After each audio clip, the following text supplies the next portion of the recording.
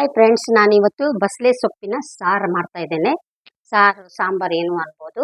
ನಾನು ಮೊದಲೇ ಒಂದು ವಿಡಿಯೋದಲ್ಲೂ ಕೂಡ ನಾನು ಇದನ್ನು ಮಾಡಿದ್ದೆ. ಅದರಲ್ಲಿ ನಾನು ವೆಜ್ಜಿನವ್ರಿಗೆ ಅಷ್ಟೇ ಮಾಡಿದ್ದು. ಇವತ್ತು ನಾನ್ ವೆಜ್ ತಿನ್ನೋರಿಗೆ ಕೂಡ ನಾನು ಬಸಳೆ ಸೊಪ್ಪಿನ ಸಾರನ್ನು ಮಾಡ್ತಾ ಇದ್ದೇನೆ. ಈ ಸಾರಿಗೆ ನಾನು ಪ್ರಾನ್ಸನ್ನು ಉಪಯೋಗಿಸ್ತಾ ಇದ್ದೇನೆ. ಮತ್ತು ಮಸಾಲೆಗೆ ನಾನು ತೆಂಗಿನ ತುರಿ ತೆಗೆದುಕೊಂಡಿದ್ದೇನೆ. 2 ಸ್ಪೂನಷ್ಟು ಧನಿಯಾ ಕಾಳು, ಬೆಳ್ಳುಳ್ಳಿ ಒಂದು 8ರಿಂದ 10 ಇದೆ, ಜೀರಿಗೆ ಒಂದು ಅರ್ಧ ಸ್ಪೂನ್ ಇದೆ, ಹುಣಸೆಹಣ್ಣು ಒಂದು ಸಣ್ಣ ಲಿಂಬೆ ಗಾತ್ರದಷ್ಟಿದೆ, ಅಚ್ಚ ಖಾರದ ಪೌಡ್ರ್. ಇದನ್ನೆಲ್ಲ ಹಾಕ್ಕೊಂಡು ನಾನು ಮಸಾಲೆನ ಮಾಡ್ಕೋತೇನೆ.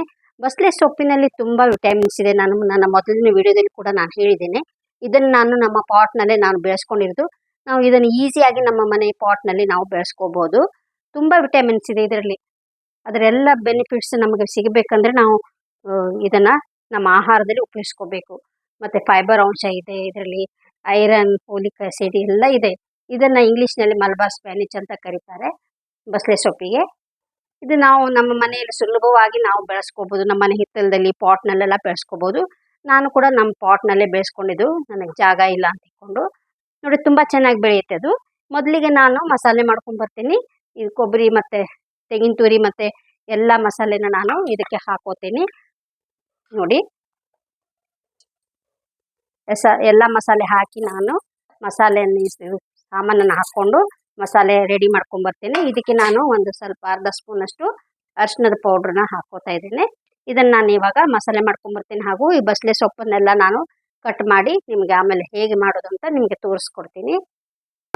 ನೋಡಿ ಫ್ರೆಂಡ್ಸ್, ನಾನು ಬಸಳೆನ ಕಟ್ ಮಾಡ್ಕೊಂಡಿದ್ದೇನೆ. ಎಲೆ ಸಪ್ರೇಟು ಮತ್ತು ದಂಟು ಸಪ್ರೇಟ್ ಮಾಡಿ ಇಟ್ಕೊಂಡಿದ್ದೀನಿ.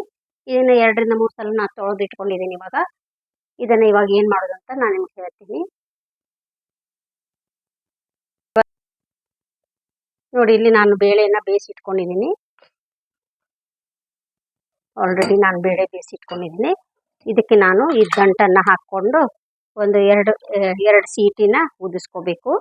ನೋಡಿ, ಈ ರೀತಿ ನಾವು ದಂಟನ್ನು ಹಾಕೋತಾ ಇದ್ದೇನೆ. ನಾನು ಹಾಕೋತಾ ಇದ್ದೇನೆ. ಸೊಪ್ಪು ಇವಾಗ ಹಾಕೋದಿಲ್ಲ ನಾನು, ಸೊಪ್ಪು ಬೇಗ ಬೆಂದ್ಬಿಡತ್ತೆ. ಸ್ವಲ್ಪ ಉಪ್ಪನ್ನು ಹಾಕಿ ನಾನು ಇದನ್ನು ಒಂದು 2 ಸೀಟಿನ ಉದಿಸ್ಕೋತೀನಿ. ನೋಡಿ ಫ್ರೆಂಡ್ಸ್, ಇದು ಆಗಿದೆ. 2 ಸೀಟ್ ಆದಮೇಲೆ ನಾನು ಇಳಿಸಿದೆ. ಇವಾಗ ತಂಪಾಗಿದೆ. ಇದನ್ನು ನಾನು ಇನ್ನೊಂದು ಪಾತ್ರೆಗೆ ಇದನ್ನು ಹಾಕೋತೀನಿ. ಚೆನ್ನಾಗಿ ಬೆಂದಿದೆ ಇದು. ಈಗ ನಾನು ಈ ಸೊಪ್ಪನ್ನು ನಾನು ಇವಾಗ ಹಾಕ್ಕೊಂಡು ಬೇಯಿಸ್ಕೊತೀನಿ. ಸೊಪ್ಪು ಬೇಗ ಬೆಂದ್ಬಿಡುತ್ತೆ. ಇದನ್ನು ನಾನು ಸೊಪ್ಪು ಹಾಕಿ ಒಂದು 2 ನಿಮಿಷ ಬೇಯಿಸ್ಕೊತೀನಿ.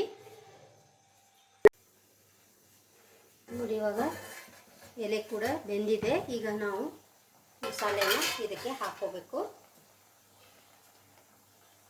ಈಗ ರುಬ್ಬಿಟ್ಕೊಂಡಿರುವಂಥ ಮಸಾಲೆನ ನಾನು ಇದಕ್ಕೆ ಹಾಕೋತಾ ಇದ್ದೀನಿ.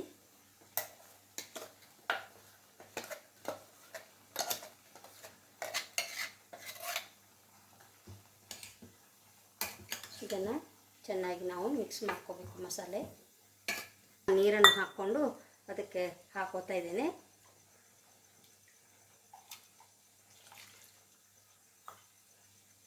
ಈ ಸಮಯದಲ್ಲಿ ನಾವು ಉಪ್ಪು ನೋಡಿಕೊಂಡು ಉಪ್ಪು ಹಾಕೋಬೇಕು. ಆಮೇಲೆ ನೋಡಿ, ಮಸಾಲೆ ಎಲ್ಲ ಕುದೀತಾ ಇದೆ. ನಾನು ಇವಾಗ ಪ್ರಾನ್ಸ್ ಹಾಕೋತಾ ಇದ್ದೇನೆ. ನೋಡಿ, ಈ ರೀತಿ ನಾವು ಪ್ರಾನ್ಸ್ ಹಾಕೋಬೇಕು. ತುಂಬ ಚೆನ್ನಾಗಿರುತ್ತೆ ಈ ಕಾಂಬಿನೇಷನು. ಟೇಸ್ಟ್ ಡಬಲ್ ಆಗುತ್ತೆ ಇದು. ಪ್ರಾನ್ಸ್ ಹಾಕಿ ಮಾಡೋದ್ರಿಂದ ನಾವು ಬಸಳೆ ಸೊಪ್ಪಿನಲ್ಲಿ ಈ ರೀತಿ ಸಾರು ಮಾಡಿಕೊಂಡ್ರೆ ಇದರ ಟೇಸ್ಟು ಡಬಲ್ ಆಗುತ್ತೆ. ತುಂಬ ಚೆನ್ನಾಗಿರುತ್ತೆ ಇದು. ಈ ರೀತಿ ಸಾರು ಯಾರ್ಯಾರಿಗೆ ಇಷ್ಟ ಅಂತ ನನಗೆ ತಿಳಿಸಿ. ನನಗಂತೂ ತುಂಬ ಇಷ್ಟ. ಉಪ್ಪು ಸ್ವಲ್ಪ ಕಡಿಮೆ ಇತ್ತು, ಉಪ್ಪು ಹಾಕ್ಕೊಂಡಿದ್ದೀನಿ ನಾನು. ಇವಾಗ ಇದನ್ನು ಒಂದು 2 ನಿಮಿಷ ನಾವು ಬೇಯಲಿಕ್ಕೆ ಬಿಡೋಣ. ಪ್ರಾನ್ಸ್ ಎಲ್ಲ ಬೇಯಬೇಕದು, ಬಾಯ್ಲ್ ಆಗಬೇಕು. ನೋಡಿ, ಇವಾಗ ಆಗಿದೆ. ನಾನು ಒಲೆನ ಆಫ್ ಮಾಡ್ಕೊತಾ ಇದ್ದೀನಿ. ಇದನ್ನು ನಿಮಗೆ ಸರ್ವ್ ಮಾಡಿ ನಾನು ತೋರಿಸ್ತೀನಿ. ನೋಡಿ, ಮಸಾಲೆ ಎಲ್ಲ ಕುದೀತಾ ಇದೆ. ನಾನು ಇವಾಗ ಪ್ರಾನ್ಸ್ ಹಾಕೋತಾ ಇದ್ದೇನೆ. ನೋಡಿ, ಈ ರೀತಿ ನಾವು ಪ್ರಾನ್ಸ್ ಹಾಕೋಬೇಕು.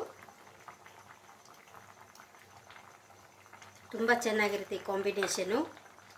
ಟೇಸ್ಟ್ ಡಬಲ್ ಆಗುತ್ತೆ ಇದು. ಪ್ರಾನ್ಸ್ ಹಾಕಿ ಮಾಡೋದ್ರಿಂದ ನಾವು ಬಸಳೆ ಸೊಪ್ಪಿನಲ್ಲಿ ಈ ರೀತಿ ಸಾರು ಮಾಡಿಕೊಂಡ್ರೆ ಇದರ ಟೇಸ್ಟು ಡಬಲ್ ಆಗುತ್ತೆ. ತುಂಬ ಚೆನ್ನಾಗಿರುತ್ತೆ. ಇದು ಈ ರೀತಿ ಸಾರು ಯಾರ್ಯಾರಿಗೆ ಇಷ್ಟ ಅಂತ ನನಗೆ ತಿಳಿಸಿ. ನನಗಂತೂ ತುಂಬ ಇಷ್ಟ. ಉಪ್ಪು ಸ್ವಲ್ಪ ಕಡಿಮೆ ಇತ್ತು, ಉಪ್ಪು ಹಾಕ್ಕೊಂಡಿದ್ದೀನಿ ನಾನು. ಇವಾಗ ಇದನ್ನು ಒಂದು 2 ನಿಮಿಷ ನಾವು ಬೇಯಲಿಕ್ಕೆ ಬಿಡೋಣ. ಪ್ರಾನ್ಸ್ ಎಲ್ಲ ಬೇಯಬೇಕದು, ಬಾಯ್ಲ್ ಆಗಬೇಕು.